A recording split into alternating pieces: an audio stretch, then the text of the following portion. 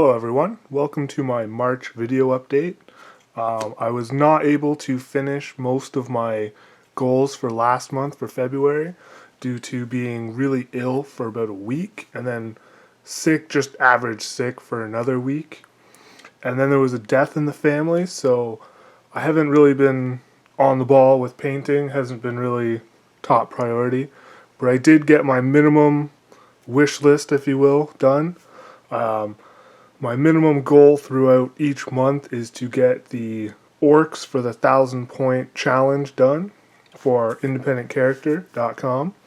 And show right here. This is my orange war boss doing orange orcs. Oh, moving the camera there. And I might go back later and just add some more character, some battle damage, something, but he's good to go. Pretty simple there. I also finished Old Zogwart conversion. It's just the shaman from fantasy. A little closer in there. And I added a bunch of snakes coming out of everywhere. Now I probably will go back some later date and add more detail to the snakes, just because some of them have some stripes that I might add. But I haven't really had time to look over color schemes for snakes, do some research there. So he's done, and he's done. So that's all I was able to fully finish for my February challenge. So my February challenge will roll over into my my March challenge. So getting to the March challenge, actually before I do that, I accepted Greg Huff's challenge and I was doing this guy. And there is some paint on him. See if I can get his head to stay. Oh, now his arm's moving. Oh. Get him into the camera. Like that. I'm going to take his head off because it's falling off. Now he's some kind of, I think a jackal, not a jackal, but he's not quite a werewolf. So I decided to do an Egyptian themed, almost like an Anubis color scheme. So the armor and the cloth will all be Egyptian themed, kind of like Tomb Kings for fantasy. And the weapon, haven't decided yet. I think I might just do it all black with an eerie kind of wash over it. And the armor is going to be mainly silvers, golds, and blues. So he is in progress. He's on the top of my to-do list because it's a really cool model and I want to finish him. Get these out of the way. Then for my March challenge for the independent character, for my orcs, so this will be the top priority, I have a squad of 10 Ludas. Pretty basic, just your typical 10 guys, big guns. Oh yeah, they're going to be fun. Then for the Tyranids, I have my custom-made zoanthropes because I don't have any money and couldn't afford actual ones. This is a warrior chest and bottom half, poorly green stuffed tail, but at the time it worked. These are extra claws from the Maulock. I think I did an eBay order a while back. These are 3 heads from the Tyranid warrior and green stuffed brains because they have really big heads because they're psychers. I'm doing a squad of 3 of these. I started building these for a tournament because I didn't have any zoanthropes and I needed 3 to run the list I wanted to run. And so there's 3 of those. Then I have in pieces with a finished base. Yeah. My Hive Guard. So I have 3 of those as well. So that's my Tyranid challenge. Then we have my Eldar. I have a squad of 20 Guardians. Most of them look like this, and the color scheme I'm going with is going to be similar to this, with the orange, white, black, and maybe, I think I'm going more of a brown than a gold, but, oh, as I drop them. Then for Space Marines, I'm doing 5 Terminators. Get this guy up a little closer. This is my sergeant with the mask. I'm doing all my sergeants for veterans like Assault Marines, bikes, Terminators, stuff like that. All the sergeants are going to have masks like this, and they are magnetized. The squad will be Thunderhammer Storm Shield just because they look really cool. Then we have, just a sec,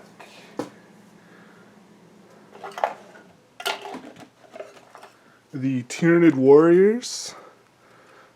The reason why they were not finished and a lot of time taken up is the arms are magnetized.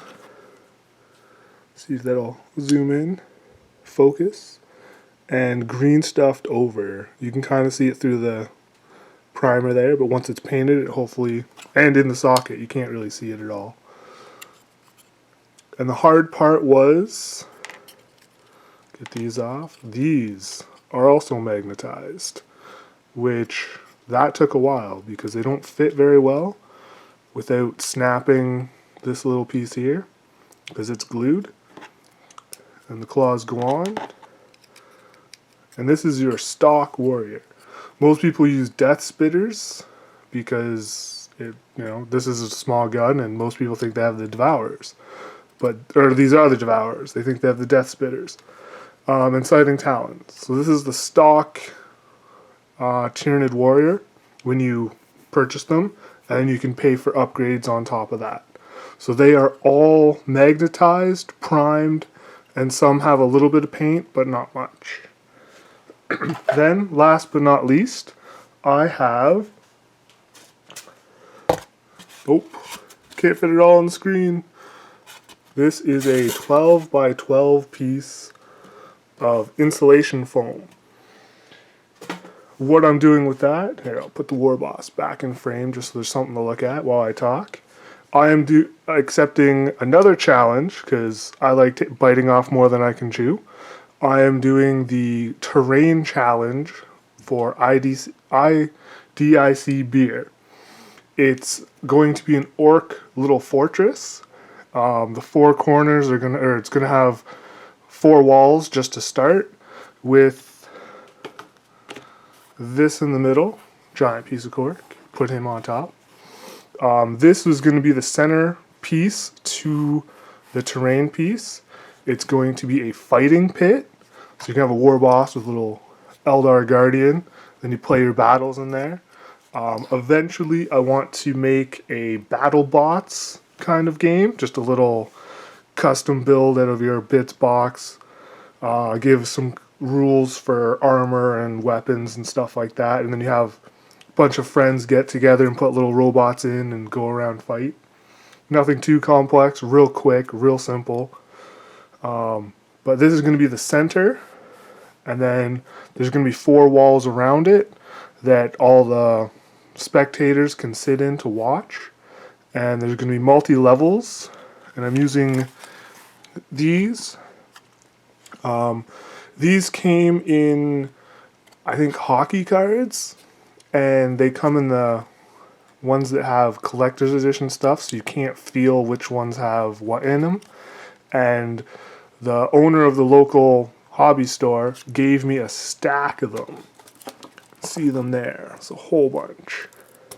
So these are going to be what I'm going to use for the walls. So 2 of those high, that's going to give cover to a lot of stuff. 1 high to a guardian is more than enough. So 2 high is going to be, monsters, creatures, and stuff are going to get line of sight blocked completely. Or I can put them this way, like this. So the main wall might look out of frame, something like that. And then there's going to be 4 walls going around, and each one's going to be, this is going to be the, hit the camera again, kind of like that. and then that'll be on the wall. There'll be guys down here and guys up here. And this piece here might only be, oh, bear with me for a sec, that high, something like that, so that these guys can look out. Get a better angle, maybe that high, so they get a cover save, but they can still shoot out.